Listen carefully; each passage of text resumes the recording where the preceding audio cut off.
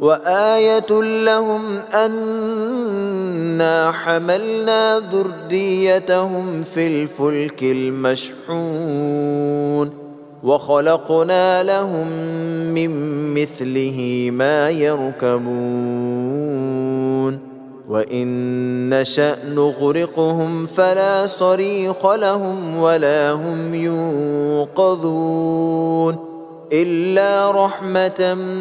منا ومتاعا إلى حين وإذا قيل لهم اتقوا ما بين أيديكم وما خلفكم لعلكم ترحمون وما تأتيهم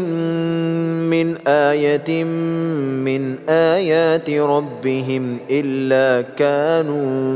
إلا كانوا عنها معرضين وإذا قيل لهم أنفقوا مما رزقكم الله قال الذين كفروا للذين آمنوا أنطعم من لو يشاء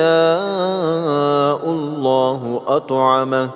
إن أنتم إلا في ضلال مبين ويقولون متى هذا الوعد إن كنتم صادقين ما ينظرون إلا صيحة واحدة تأخذهم وهم يخصمون فلا يستطيعون توصية ولا